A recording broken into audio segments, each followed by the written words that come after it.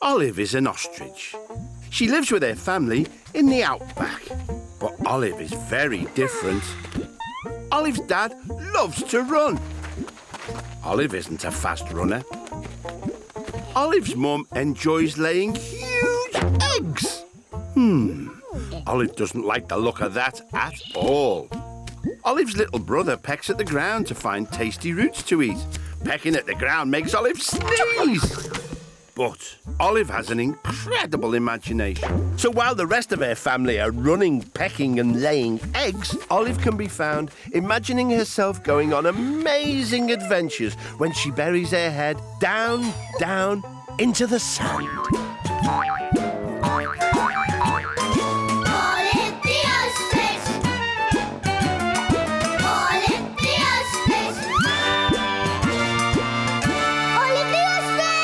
Until she popped up somewhere new.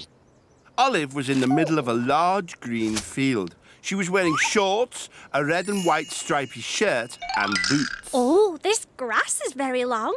I wonder what those big string nets are for. And what's that over there? Olive saw a man standing by a broken-down lawn mower. Oh, Bessie, Said the man, sounding sad. whatever will I do? My name'll be Mud now. Oh, hello, Mr. Mudd. My name's Olive. What's the matter? It's the big football match today, and you must have short grass to play football, but Bessie, the lawnmower here, has broken down. Is the match off then? Asked a deep voice. Olive saw two cows dressed just like her. Oh, are you here for the football? Yes, I'm Wayne, captain of Manchester Hotspur's football team. And I'm Gary, captain of Huddersfield United, but we can't play on grass that long. Come on, Gary, we might as well head home for lunch. The game's off. Good idea, Wayne. I'm hungry. Long grass? Hungry cows? I think I may have an idea. Wayne, cows love grass, don't they? We certainly do. There's all the grass you can eat. Right here, under your hoofs. Oh, Olive's right. Said Gary. And if you can eat the lot, the grass will be short enough to play on. The two captains went over to their teams and ordered a vote. All those in favour of a free lunch say moo. All those against say woof. Bah. That'll do, Ryan. Lads, let's eat. Straight lines, please. Ready, steady, munch! These cows make very good lawn mowers. Oh, yes. And even better, they don't break down like Bessie. Soon, the grass was short everywhere. The pitch was perfect to play football. Mr. Mudd blew his whistle and the match began. The cows charged about, bumping into each other and bouncing the ball off their heads and their bottoms. Football's a fun game. Then she noticed Wayne looking rather unwell. Oh, my stomach's are full to bursting. Olive, can you play instead of me? Well, I've never played football before, but I'll give it a go. Olive ran onto the pitch. She was playing for Manchester Hotspurs. It was 2-2 with 1 minute to go when Manchester's goalie made a brilliant save, butting the ball right up the pitch. Go on, Olive, it's yours! She heard her teammate shouting. Olive was looking up at the ball, so she didn't see Gary right in front of her, and they crashed into each other. Oh. Olive soared up into the air and accidentally headed the ball right into the Huddersfield goal. That's the final whistle. The score's 3-2. Manchester Hotspurs win. Cried Wayne. You scored the winning goal, Olive. Hey, will you stay for a celebration milkshake? Will it be grass flavour?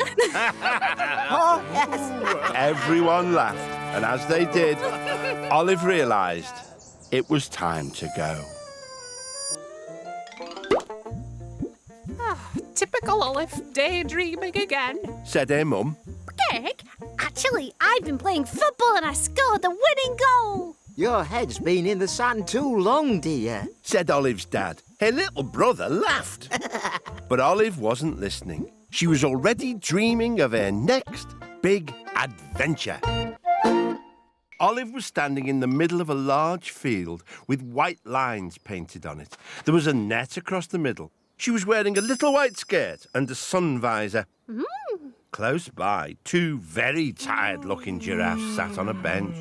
Olive was about to walk over and talk to the giraffes when all of a sudden a ball went flying past her head, followed by another and another. Oh, please stop. You're going to hit me. Sorry, man. I didn't see you there. Olive saw a curly-haired toad wearing white shorts and holding a racket. I'm John McIntoad, and I'm trying to train for an important match, but my training partners Virginia and Wade are too tired to play. Oh, I'm Olive. If Virginia and Wade are too tired, maybe I can help you train. Well, sure. Do you play tennis? I don't even know what tennis is. You cannot be serious. This is a tennis court. This is my tennis racket. Surely everyone knows what tennis is. I'm afraid not. Will you teach me? Sure, I guess I could.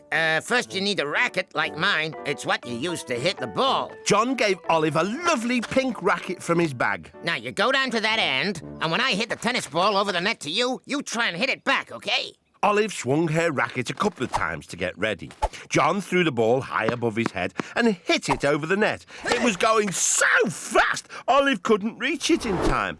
John tried again and again, but each time he hit the ball so hard that Olive couldn't hit it back. Then John smashed the ball really hard. It whizzed over the net and hit Olive right on the wing, making her spin around. Into the net, feathers flying everywhere. I've broken the net. Exclaimed Olive.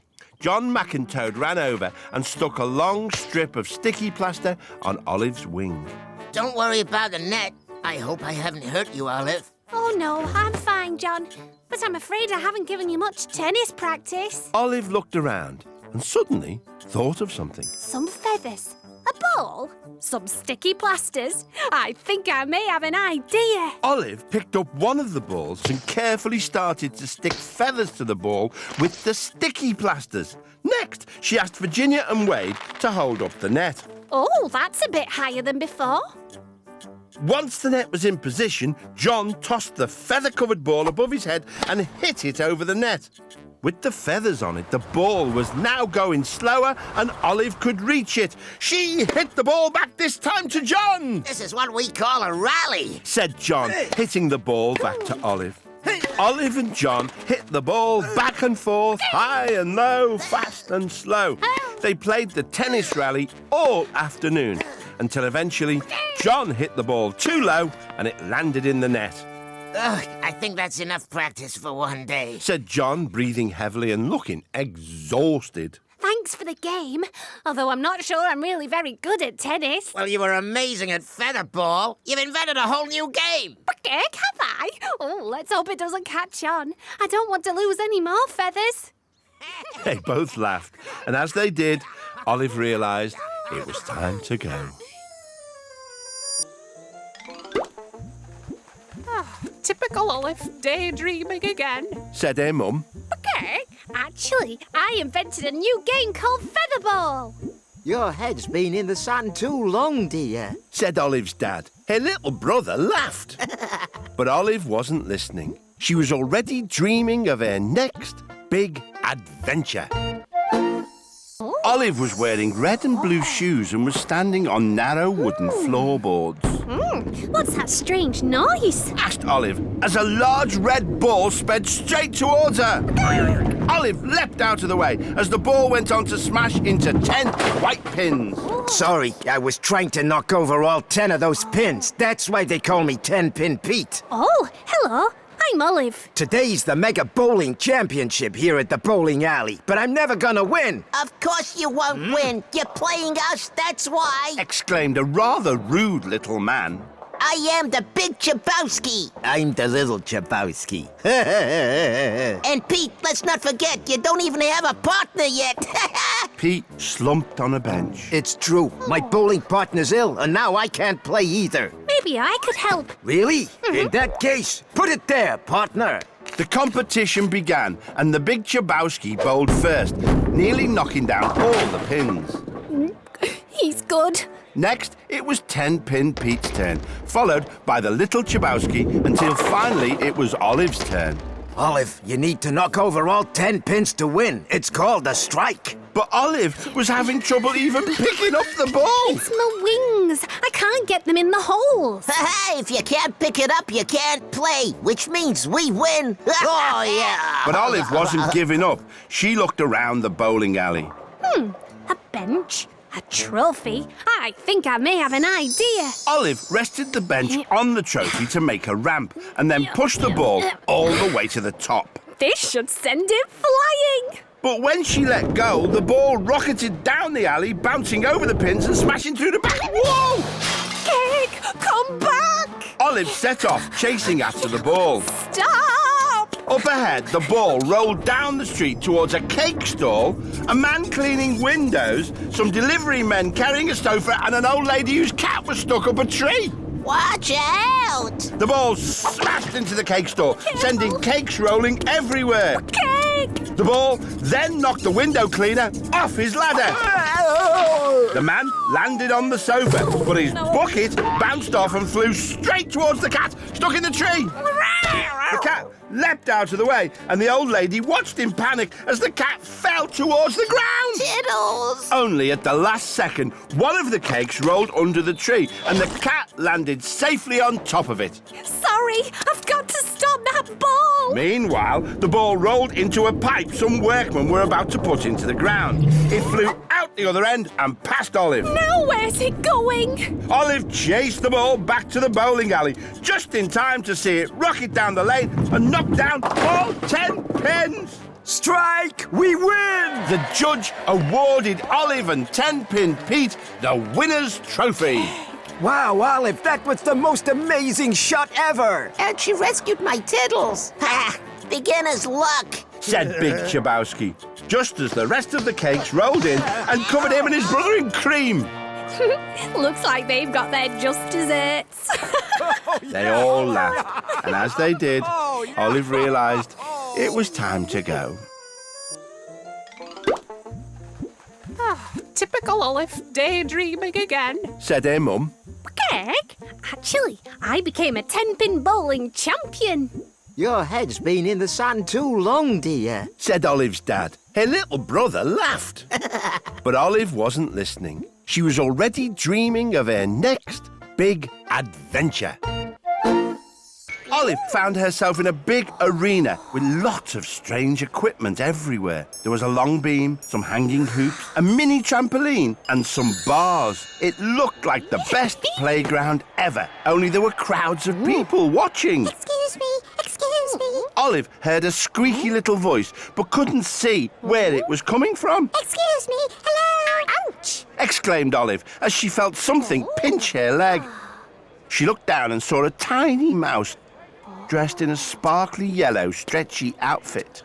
Oh, hello there. I'm Olive. I'm Squeak. Sorry to pinch you, but I really need your help. Squeaked the little mouse. Well, I can try. This is the World Gymnastics Championships. It's my turn on the uneven bars, but I'm too small to reach them. It's the last round, and I always fail on it. Sorry to hear that, Squeak. Just then, they heard a voice boom around the arena. Representing Swissland on the uneven bars is reigning champion Rodenta. Oh, not Rodenta. He always wins this round. Rodenta shimmied his way up to the bars and performed a faultless routine of twists, turns and twirls, ending with the perfect dismount. If you think you can beat that, Squeak, you've got another thing coming.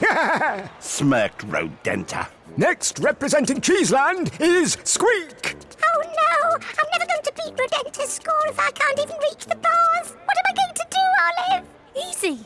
I'll just pick you up, like this. No, please, you can't pick me up. I'm not allowed to be lifted up to the bars. Oh, cheat! Rule breaking! I saw it! Olive quickly put Squeak down. Well, okay, but you still can't reach those bars, can you, Squeak? Oh, Olive, he's right. What are we going to do? It's my turn. Olive looked around at all the equipment. A mini trampoline, a tiny mouse. I think I may have an idea. Cheese-tastic.